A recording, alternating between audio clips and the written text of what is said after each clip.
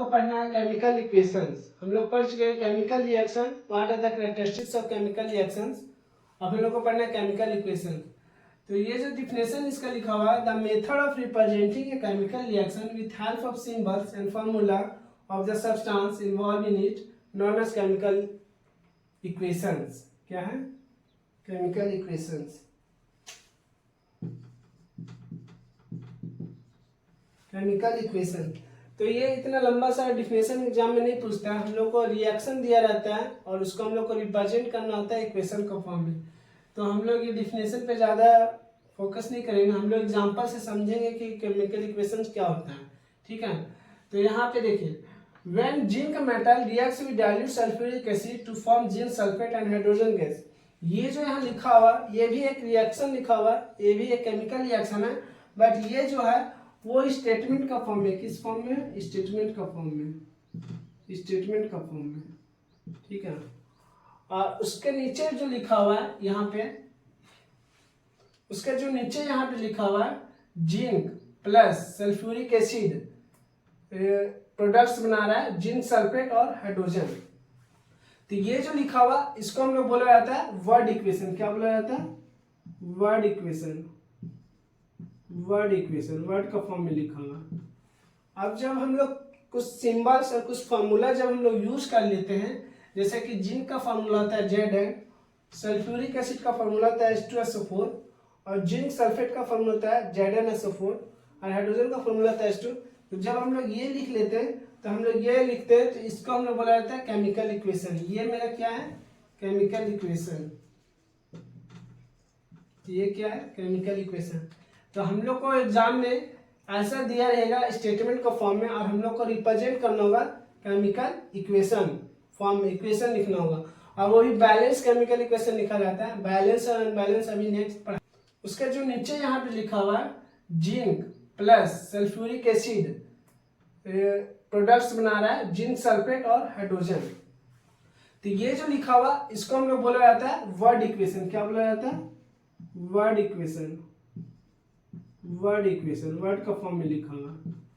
अब जब हम लोग कुछ सिंबल्स और कुछ फार्मूला जब हम लोग यूज कर लेते हैं, जैसे कि जिंक का फार्मूला होता है Zn, सल्फ्यूरिक एसिड का फार्मूला होता है H2SO4 और जिंक सल्फेट का फार्मूला होता है ZnSO4 और हाइड्रोजन का फार्मूला होता है H2। तो जब हम लोग ये लिख लेते हैं तो हम लोग ये लिखते हैं, तो इसको हम लोग बोला जाता है केमिकल इक्वेशन। ये मेरा क्या है? Chemical equation. ये क्या है? Chemical equation. तो हम लोग को एग्जाम में ऐसा दिया रहेगा स्टेटमेंट का फॉर्म में, और हम लोग को रिप्रेजेंट करना होगा केमिकल इक्वेशन फॉर्म में, इक्वेशन लिखना होगा, और वो भी बैलेंस केमिकल इक्वेशन लिखा जाता है। बैलेंस और अनबैलेंस अभी नेक्स्ट पढ़ाएंगे, नेक्स्ट बताएंगे कि क्या होता है बैलेंस इक्वेशन और अनबैलेंस केमिकल इक्वेशन। हम लोग को स्टेटमेंट का फॉर्म में दिया रहेगा और इस तरह का हम लोग को लिखना होगा। तो ये होता है केमिकल इक्वेशन। एक और यहाँ पे एग्जाम्पल है, जैसे कि when nitrogen react with hydrogen it forms ammonia. When nitrogen reacts with hydrogen, it forms ammonia। तो ये जो वर्ड इक्वेशन है और जो हम बोल रहे हैं वो क्या है? स्टेटमेंट वाला इक्वेशन है। तो हम लोग को सिंबल्स और फॉर्मूला को यूज करके जो हम लोग जब हम लोग लिखते हैं केमिकल रिएक्शंस को, उसको हम लोग क्या बोलते हैं? Chemical equation. जैसे कि यहाँ पे नाइट्रोजन का क्या होगा फॉर्मूला? N2, हाइड्रोजन का फॉर्मूला क्या होगा? H2 और अमोनिया क्या होता है? NH3। तो यहाँ पे N2 प्लस H2, यहाँ प्लस नहीं लिखा हुआ, यहाँ पे N2 प्लस H2 प्रोडक्ट्स बना रहा है NH3। तो ये क्या है? ये केमिकल इक्वेशन है। तो यहाँ पे वही डिफिनेशन है कि केमिकल इक्वेशन का क्या डिफिनेशन है। जब हम लोग केमिकल रिएक्शन को सिंबल्स और फॉर्मूला का यूज करके रिप्रेजेंट करते हैं तो हम लोग उसको क्या बोलते हैं? Chemical equation. ये मेरा स्टेटमेंट का फॉर्म में था और इसका हम लोग वर्ड इक्वेशन बोलते हैं, और ये क्या है? इक्वेशन, जो हम लोग को एग्जाम में लिखना रहता है। तो हम लोग को स्टेटमेंट दिया रहेगा और हम लोग को इक्वेशन लिखना होगा, वो भी बैलेंस केमिकल इक्वेशन लिखना होगा। बैलेंस इक्वेशन और अनबैलेंस केमिकल इक्वेशन वो भी हम नेक्स्ट बताएंगे कि वो क्या होता है। ठीक है, why do we need to balance a chemical equation? इसका आंसर बहुत लोगों को नहीं पता होता, और ये एक्चुअली कुछ टीचर्स या कभी कभी स्टूडेंट इस पॉइंट को इग्नोर कर देते हैं, बट ये कभी कभी एग्जाम में आता है। ठीक है, कि why do we need to balance chemical equation? किसी भी इक्वेशंस को, केमिकल इक्वेशन को बैलेंस क्यों किया जाता है? इसका सिंपल सा आंसर है, आप लोग पढ़े भी होंगे, law of conservation of mass. Law of conservation of mass, law of conservation of मास क्या बोलता है कि matter can neither be created nor be destroyed. इसका मतलब क्या होता है कि मैटर जो होता है ना तो उसको क्रिएट किया जा सकता है ना तो डिस्ट्रॉय किया जा सकता है। मैटर सिर्फ ट्रांसफर होता है one change into another change, ठीक है। कभी आपसे कोई पूछेगा कि why do we need to balance chemical equation, तो आप आंसर इसको बता सकते हैं, we need to balance a chemical equation to satisfy the law of conservation of mass. ये आप बता सकते हैं, ये बोल सकते हैं, ठीक है। देखिए कभी कभी इक्वेशन के ही अंदर कुछ और भी चीज ऐड किया जाता है ताकि इक्वेशन के बारे में हम लोग को डिटेल्स पता चले कि इक्वेशन में क्या क्या हो रहा है, इक्वेशन में क्या क्या है, इस तरह से। यानी कि to make equation more informative, equation को मोर इन्फॉर्मेटिव बनाने के लिए उसमें हम लोग क्या क्या कर सकते हैं, ठीक है। इसका फर्स्ट पॉइंट है by indicating the physical state of a reactants and products. मतलब कि रिएक्टेंट्स एंड प्रोडक्ट्स का जो फिजिकल स्टेट्स है, फिजिकल स्टेट्स का मतलब होता है कि कौन सा रिएक्टेंट सॉलिड में है, कौन सा रिएक्टेंट लिक्विड में है, कौन सा रिएक्टेंट गैस में है। तो सॉलिड, लिक्विड, गैस, और एक होता है एक्वस सॉल्यूशन। एक्वस सॉल्यूशन मतलब होता है पानी में मिला हुआ, डिजॉल्व इन वाटर, ठीक है। तो कौन सा रिएक्टेंट किस स्टेट में है उसको बताने के लिए हम लोग कुछ, जो कि आप जब हम एग्जांपल भी बताएंगे, एग्जांपल लिखेंगे इक्वेशंस का, तो उसमें क्लियर समझ में आ जाएगा कि कौन सा रिएक्टेंट्स और कौन सा प्रोडक्ट किस स्टेट में है, ठीक है। उसके बाद सेकेंड पॉइंट है by indicating the heat changes take place in a reaction. By indicating the heat changes take place in a reaction, इसका मतलब है कभी कभी रिएक्शन में क्या होता है, केमिकल रिएक्शन में हीट को जनरेट करना रहता है, और कभी कभी केमिकल रिएक्शन में क्या होता है, कोई भी रिएक्शन करने के लिए हम लोग को हीट देना पड़ता है, या फिर कभी कभी रिएक्शन में जब रिएक्शन होता है केमिकल रिएक्शन तो उसमें हीट क्या होता है, प्रोड्यूस होता है। हीट क्या होता है, प्रोड्यूस होता है।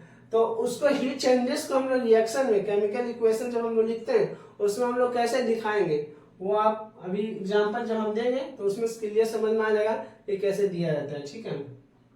थर्ड पॉइंट है by indicating the condition under which reaction take place. यानी कि कभी कभी केमिकल रिएक्शन क्या होता है, रूम टेम्परेचर पे या एटमॉस्फेरिक प्रेशर पे, नेचुरल कंडीशन पे नहीं होता है। उस केमिकल रिएक्शन को होने के लिए हम लोग को स्पेशल कंडीशन डाला जाता है, स्पेशल कंडीशन लगाया जाता है, तब जाकर होता है।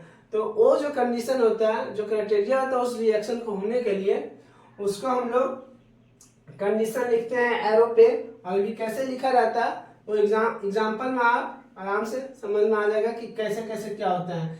अभी जो हम आप लोग को बताएं कि केमिकल इक्वेशन को मोर इन्फॉर्मेटिव बनाने के लिए क्या क्या लगाया जाता है, उसमें कैसे कैसे स्टेट्स बताया जाता है, कैसे कैसे हीट चेंजेस बताया जाता है, या फिर कैसे कैसे कंडीशन बताया जाता है, उसको ये सब एग्जांपल से आप क्लियर समझ में आ जाएगा कि कैसे हम लोग लिखते हैं। जैसे कि यहाँ फर्स्ट जो रिएक्शन लिखा हुआ, केमिकल इक्वेशन जो लिखा हुआ, वो क्या लिखा हुआ, when zinc reacts with sulphuric acid it forms zinc sulphate and water. अब यहाँ पे आप देख सकते हैं जिंक जो है S4 क्या होता है, सॉलिड। ये जो S लिखा हुआ वो क्या होता है, सॉलिड। तो जिंक कैसा फॉर्म है, सॉलिड का फॉर्म होता है, जिंक ग्रेनुअल्स का फॉर्म होता है जो कि सॉलिड होता है, ठीक है। अब H2SO4 है सल्फ्यूरिक एसिड, और वो क्या एक्वस सॉल्यूशन है। एक्वस सॉल्यूशन का मतलब ये पानी में मिला हुआ सॉल्यूशन है। जब हम जिंक और H2SO4 को हम रिएक्ट करवाते हैं तो मेरा क्या बनता है, ZnSO4 जो जिंक सल्फेट होता है, और वाटर AQ4 होता है aqueous solution, AQ4 aqueous solution, और H2O4 लिक्विड। यहाँ जो N लिखा हुआ वो क्या है, लिक्विड फॉर्म में है, लिक्विड फॉर्म में है, ठीक है। सेकेंड एग्जांपल आप देख सकते हैं, जब कार्बन मतलब हो गया कोयला का फॉर्म में यहाँ पे लिखा गया कार्बन को, ठीक है। ये कार्बन कोयला है एक्चुअली। तो कोयला कैसा होता है, सॉलिड फॉर्म में होता है। तो carbon is form of solid, S यहाँ लिखा हुआ।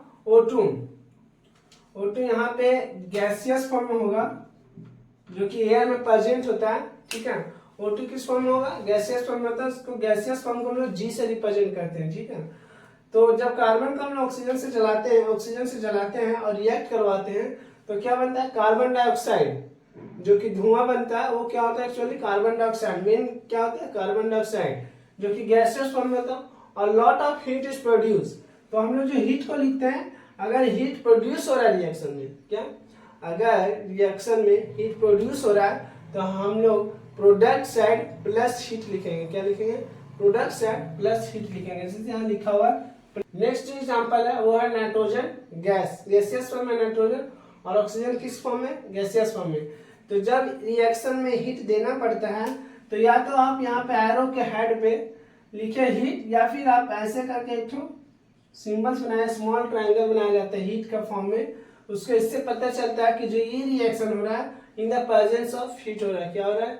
In the presence of heat हो रहा है। और यहाँ पे क्या बन रहा है? नाइट्रोजन मोनोऑक्साइड, जो कि इसका जो कौन सा स्टेट में? गैसियस फॉर्म में। और ये है नेक्स्ट एग्जांपल है, ये क्या है?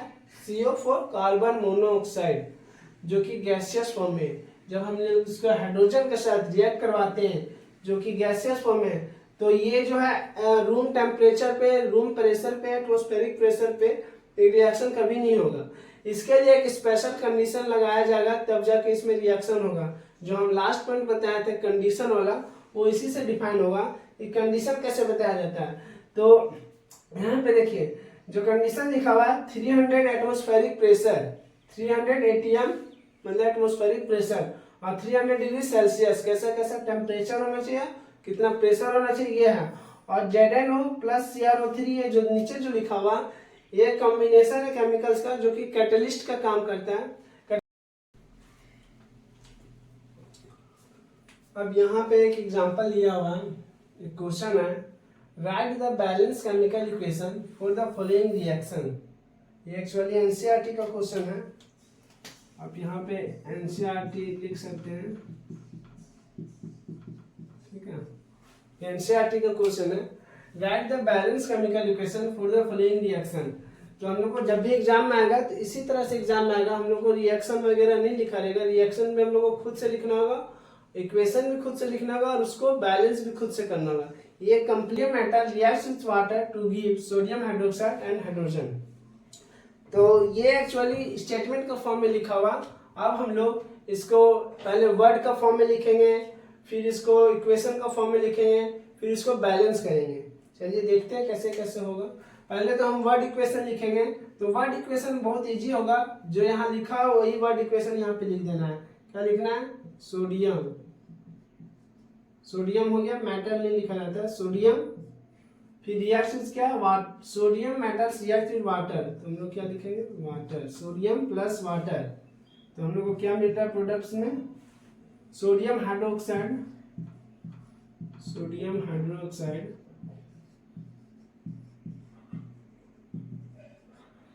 और क्या मिल रहा है? Hydrogen, hydrogen. ये हो गया सोडियम प्लस वाटर। हम लोग को क्या मिला? Sodium hydroxide and hydrogen. ये है वर्ड इक्वेशन। क्या है? Word equation. अब हम लोग इसको इक्वेशन लिखेंगे, और इक्वेशन का मतलब होता है इस वर्ड में हम लोग इसको केमिकल सिंबल्स और केमिकल फॉर्मूला को यूज करके लिखेंगे। तो आप लोग जान रहे होंगे सोडियम का क्या होता है केमिकल फॉर्मूला, और इसका सिंबल क्या होता है? Na। क्या होता है? Na। वाटर का क्या होता है? H2O। वाटर का क्या होता है? H2O। ये एरो है। सोडियम हाइड्रोक्साइड का क्या होता है फॉर्मूला? NaOH। क्या होता है? NaOH। अब यहाँ पे हाइड्रोजन का क्या होता है फॉर्मूला? H2। ठीक है। अब हम लोग इसको बैलेंस करेंगे। सबसे पहले बैलेंस करने से पहले हम लोग देख लेंगे कि ये बैलेंस तो नहीं है पहले से, तो हम लोग चेक करेंगे। यहाँ पे सोडियम क्या है? एक एलिमेंट है, सोडियम यहाँ पे एक एटम है, ठीक है। हाइड्रोजन यहाँ 2 है, हाइड्रोजन यहाँ 1 और 1 2 1 3 है। इसका मतलब ये है कि यहाँ पे ये इक्वेशन जो है वो बैलेंस नहीं, हम लोग को क्या करना होगा? बैलेंस करना होगा। जैसे कि यहाँ पे देखिए, सबसे पहले हम यहाँ पे क्या है? हाइड्रोजन, यहाँ पे हम लोग क्या करेंगे? यहाँ पे 2 लगाते हैं। क्या लगाते हैं? 2 लगाने से क्या क्या हो रहा है देखिए। यहाँ पे हाइड्रोजन कितना हो गया? 4, और ऑक्सीजन कितना हो गया? 2 × 2। तो जब हम यहाँ पे हाइड्रोजन 4 हो गया और ऑक्सीजन 2 हो गया, यहाँ पे ऑक्सीजन कितना? 1। इसका मतलब यहाँ पे ऑक्सीजन को हमको कितना करना होगा? 2 करना होगा। कितना करना होगा? 2 करना होगा, ठीक है। अब यहाँ पे देखिए, यहाँ पे 2 2 से कितना हो गया? 4 हाइड्रोजन 2 ऑक्सीजन। तो यहाँ पे कितना है? 2 ऑक्सीजन तो बैलेंस हो गया, 2 हाइड्रोजन है और 2 हाइड्रोजन यहाँ है, यानी कि हाइड्रोजन में बैलेंस हो गया। बट सोडियम क्या हो गया? यहाँ पे 2, तो इसका मतलब 2 यहाँ पे सोडियम भी हो गया। ठीक है, तो ये जो इक्वेशन है वो क्या हो गया, बैलेंस्ड हो गया। केमिकल इक्वेशन जो है बैलेंस हो गया। बट इसमें अभी क्या है कि मोर इन्फॉर्मेटिव इक्वेशन नहीं लिखा हुआ। इसमें यहाँ पे ये पता नहीं चल रहा है कौन सा रिएक्टेंट्स का, कौन सा प्रोडक्ट का, कौन सा स्टेट है। तो यहाँ पे आप इस रिएक्शंस को देख के एक्चुअली हम लोग अंदाजा लगा सकते हैं कौन कैसा रहता है। ठीक है, कौन किस स्टेट में है। जनरली यहाँ पे सबका फिजिकल स्टेट्स लिखना है, क्योंकि यहाँ पे इस रिएक्शन में कंडीशन कुछ दिया हुआ नहीं है, तो हम लोग क्या लिखेंगे, फिजिकल स्टेट्स लिखेंगे। तो सोडियम मेटल्स हमेशा सोडियम वो लिक्विड होगा, तो हम लोग यहाँ पे लिखेंगे एल। क्या लिखेंगे, एल। ओके, अब यहाँ NaOH जो बन रहा है सोडियम हाइड्रोक्साइड, वो एक्चुअली बन रहा है पानी में मिला हुआ सोल्यूशन बन रहा है, डिजॉल्व इन वाटर बन रहा है। तो हम लोग उसके लिए क्या लिखेंगे, एक्वस। क्या लिखेंगे, एक्वस। एक्वस को AQ से रिप्रेजेंट किया जाता है, AQ लिखा जाता है एक्वस के लिए। अब जो हाइड्रोजन है वो गैस बनता है, गैसियस फॉर्म में इवॉल्व होता है गैस, तो हाइड्रोजन के लिए हम लोग क्या लिखेंगे, G। क्या लिखेंगे, तो ये जो इक्वेशन है ये अब ये कंप्लीट बैलेंस केमिकल इक्वेशन भी है और कंप्लीट इंफॉर्मेटिव इक्वेशन है। और हम लोग को क्वेश्चन कैसे दिया हुआ था, सिर्फ स्टेटमेंट का फॉर्म में दिया, और ये हमारा आंसर हो गया ये। तो इस तरह से हम लोग को किया जाता है, इस तरह से एग्जाम में आता है भी क्वेश्चन।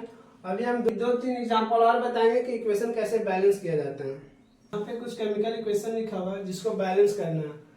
जितना ज्यादा बैलेंस केमिकल इक्वेशन, जितना ज्यादा बैलेंस करिएगा केमिकल इक्वेशन को, उतना ज्यादा आपको फ्लुएंट हो जाइएगा कि कैसे इक्वेशन को बैलेंस किया जाता है। ये actually heat and trial method से ही किया जाता है, इसका कोई जनरल मेथड नहीं है कि कैसे किया जाता है। ठीक है, जैसे कि यहाँ पे देखिए कि इक्वेशन लिखा हुआ है, रिएक्शन लिखा हुआ है, Fe फॉर आयरन होता है, ferrous react with oxygen is forms ferric oxide. Ferrous react with oxygen is form ferrous oxide. ये फेरस ऑक्साइड है, फेरिक ऑक्साइड कुछ और होता है। ठीक है, तो यहाँ पे बैलेंस करना है, तो हम लोग पहले इसमें देखेंगे कैसे बैलेंस किया जाता है। आप किसी भी एटम को पहले बैलेंस किया जाता है, कोई भी एटम को आप किसी भी तरीके से कर सकते हैं, बट जनरली पैरेंट जो एटम रहता है, जो ऑक्सीजन हाइड्रोजन को छोड़ के जो एटम होता है, उसको देखा जाता है कि हम लोग कैसे उसको जल्दी से जल्दी बैलेंस करें। तो यहाँ पे हम देख रहे हैं यहाँ 2Fe है, ठीक है, और यहाँ पे कितना है, 1 Fe है। कितना है, 1 Fe है। तो अगर हम लोग यहाँ पे ये देखिए, यहाँ पे अगर हम लोग 2 लगा रहे हैं, ठीक है, ऑक्सीजन, ये ऑक्सीजन 3 है, कितना है, ऑक्सीजन 3 है, तो यहाँ पे ऑक्सीजन कितना है, 2 है। तो अगर हम लोग यहाँ पे 2 लगा रहे हैं, कितना लगा रहे हैं, 2, तो देखिए मेरा बहुत सारा काम हो जा रहा है। क्या हो रहा है कि यहाँ पे 4 आयरन एटम हो रहा है, 4 हम लोग यहाँ लगा के बैलेंस कर सकते हैं, उसमें कोई दिक्कत नहीं। और यहाँ पे ऑक्सीजन कितना हो रहा है, 2 3 6, तो यहाँ भी हम लोग यहाँ पे कोई भी नंबर लिख के इसको मल्टीप्लाई करके हम लोग बैलेंस कर सकते हैं। तो बहुत अच्छा से ये रिएक्शन बैलेंस हो गया। कैसा हो गया कि यहाँ पे हम लोग जस्ट लिख देंगे 4 और यहाँ पे क्या लिखेंगे, 2 3 6, यानी कि यहाँ पे लिखना होगा 3। अब आप देख सकते हैं कि आयरन का इधर जो आयरन एटम है वो सेम है, इधर जो ऑक्सीजन एटम है और इधर जो ऑक्सीजन एटम है, दोनों सेम है। ये जो इक्वेशन है क्या हो गया, बैलेंस हो गया। ठीक है, ये रिएक्शन है। ये रिएक्शन को कैसे बैलेंस करना, तो हम बोले कि एक छोटा सा ये एक ट्रिक्स होता है, ये थोड़ा सा वे होता है कि कैसे हम लोग बैलेंस करेंगे। तो जो पेरेंट एटम्स होता है हाइड्रोजन और ऑक्सीजन को छोड़ के, उसको पहले बैलेंस किया जाता है। तो हम यहाँ पे देख पा रहे हैं, यहाँ भी जो एल्युमिनियम है वो है 2 और यहाँ पे एल्युमिनियम क्या है, 1। तो हम लोग पहले इसको कोशिश करेंगे हीट एंड ट्रायल मेथड से इसको बैलेंस करने के लिए। तो हम लोग लगा सकते हैं यहाँ पे 2, क्या लगा सकते हैं, 2। तो यहाँ पे देख पा रहे हैं कि 2 एल्युमिनियम हो गया, 2 एल्युमिनियम हो गया, बैलेंस हो गया। बट अब हाइड्रोजन और ऑक्सीजन किसमें कितना है वो हम लोग को देखना होगा। तो देखिए यहाँ पे जो ऑक्सीजन है, यहाँ 3 मल्टीप्लाई में है, ये 2 3 6 ऑक्सीजन है। कितना ऑक्सीजन है, 6, और हाइड्रोजन भी कितना है, 6, और यहाँ पे ऑक्सीजन कितना है, 3, और यहाँ एक 4, यानी कि इधर 2 ऑक्सीजन चाहिए और हाइड्रोजन कितना है, 2, तो 4 हाइड्रोजन चाहिए। इसका मतलब यहाँ पे अगर हम देख सकते हैं कि अगर यहाँ पे हम लोग 3 लगाते हैं, ठीक है, अगर हम लोग 3 लगाते हैं तो देखिए ये इक्वेशन जो है ना बैलेंस हो जाएगा। 3 2 6, यानी कि 6 हाइड्रोजन, और यहाँ पर ऑक्सीजन कितना हुआ, 3 और 3 6, 3 1 3 और 3 6 हुआ, और यहाँ पे कितना ऑक्सीजन होगा, 2 3 6, तो 6 ऑक्सीजन हुआ। यानी कि ये दोनों, ये इधर जितना एलिमेंट्स है, जितना एटम्स का, उधर भी दोनों का अब यहाँ पे क्या हो गया, ये इक्वेशन क्या हो गया, बैलेंस हो गया। आप यहाँ पे देख सकते हैं एल्युमिनियम में 2 एटम है, यहाँ पे एल्युमिनियम 2 एटम है, ऑक्सीजन इधर 6 है, ऑक्सीजन इधर भी 6 है, हाइड्रोजन इधर 6 है, हाइड्रोजन भी इधर 6 है। अब हम लोग नेक्स्ट चलते हैं। ये barium chloride reacts with sulphuric acid, तो क्या बना रहा है, BaSO4 barium sulphate and hydrochloric acid HCl। तो अभी हम बोले कि हाइड्रोजन और ऑक्सीजन को छोड़ के पहले हम लोग क्या करते हैं, पेरेंट्स एटम को कोशिश करते हैं पेरेंट एटम को बैलेंस करने के लिए। तो यहाँ पे देख पा रहे हैं कि बेरियम और बेरियम दोनों क्या इक्वल है, तो बेरियम को छोड़ देते हैं, ठीक है। यहाँ पे SO4 और SO4 भी इक्वल है, तो अब हम लोग क्या किस पे जाएंगे, क्लोरीन एटम पे जाएंगे कि क्लोरीन एटम क्या है। तो यहाँ देख पा रहे हैं क्लोरीन कितना है, यहाँ पे 2, कितना क्लोरीन 2, और यहाँ पे कितना क्लोरीन 1। तो हम लोग क्लोरीन में क्या करेंगे, इधर 2 बनाने के लिए यहाँ पे 2 लगा देंगे, तो 2 क्लोरीन हो गया। बट उससे क्या हुआ कि हाइड्रोजन यहाँ पे कितना हो गया, 2 हो गया। और यहाँ पे आप देख सकते हैं कि यहाँ पे हाइड्रोजन भी 2 हो चुका है। तो आप यहाँ पे देख सकते हैं इक्वेशन सिर्फ यहाँ 2 लगाने से ही बैलेंस हो गया। कैसे, देखिए बेरियम यहाँ पे 1 हो गया, SO4 पूरा सेम है, H2, यहाँ पे 2 हाइड्रोजन, क्लोरीन Cl2, और यहाँ पे 2 Cl, यानी कि इक्वेशन सिर्फ यहाँ पे 2 लगाने से बैलेंस हो गया, ठीक है। नेक्स्ट इक्वेशन क्या है, H2O2 हाइड्रोजन पेरोक्साइड इसको बोला जाता है। हाइड्रोजन पेरोक्साइड ब्रेक डाउन हो रहा है वाटर एंड ऑक्सीजन में। यहाँ पे पेरेंट एटम्स नहीं, एक्चुअली यहाँ पे हाइड्रोजन एंड ऑक्सीजन ही है। तो यहाँ पे हम लोग देखेंगे कैसे बैलेंस किया जा सकता है, ठीक है। तो यहाँ पे आप देख सकते हैं कि यहाँ हाइड्रोजन कितना है, 2, ऑक्सीजन कितना है, 2, इधर हाइड्रोजन कितना है, 2, और ऑक्सीजन यहाँ पे 2 और 1 मिलकर 3 हो रहा है, यानी कि 2 1 3 मिल रहा है। तो सबसे पहले हम लोग इसको जो ऑड नंबर है ऑक्सीजन का 3 है, उसको हम लोग इवन नंबर में काउंट करेंगे। क्या करेंगे, इवन बनाएंगे उसको। इवन में जब बना लेते हैं तो हमको उसको ज़्यादा आसानी होता है बैलेंस करने में। तो इवन में बनाने के लिए यहाँ पे हम लोग 2 लगाएंगे। कितने लगाएंगे, 2 लगाएंगे। तो यहाँ पे ऑक्सीजन कितना हो रहा है, 2 ऑक्सीजन और 2 ऑक्सीजन, 4 ऑक्सीजन हो रहा है। और यहाँ पे हाइड्रोजन कितना हो रहा है, 4। तो यहाँ पे हम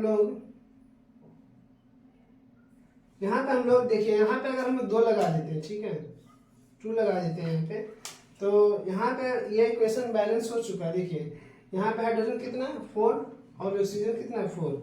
यहाँ पे हाइड्रोजन कितना है, 4, और ऑक्सीजन कितना है, 2 और 2 4, यानी कि इक्वेशन बैलेंस होगी। इस तरह से आप किसी भी इक्वेशंस को बैलेंस कर सकते हैं हीट एंड ट्रायल मेथड से। 2 अप्लाई करना होता है, एक हीट एंड ट्रायल करना होगा, और दूसरा कि पहले आप पेरेंट एटम को बैलेंस करिए। पेरेंट एटम को बैलेंस करिएगा तो हाइड्रोजन ऑक्सीजन को बैलेंस करने में आसानी होता है, क्योंकि हाइड्रोजन जो ऑक्सीजन होता है वो अलग अलग रहता है, डिफरेंट रहता है, सेम एक ही में मिला हुआ नहीं रहता, अलग अलग, जनरली अलग अलग रहता है। ऐसे आप कुछ क्वेश्चंस को और क्वेश्चंस को एग्जांपल्स को बैलेंस कर सकते हैं, ठीक है। जितना ज्यादा बैलेंस करिएगा उतना ज्यादा आप ट्रेन होते जाएगा बैलेंसिंग में, केमिकल इक्वेशन का बैलेंसिंग में, क्योंकि इससे एग्जाम में हमेशा क्वेश्चन आता है। स्टेटमेंट दिया रहेगा, आपको वर्ड इक्वेशन लिखना होगा, आपको इक्वेशन लिखना होगा, और फिर आपको बैलेंस भी करना होगा उस इक्वेशन को।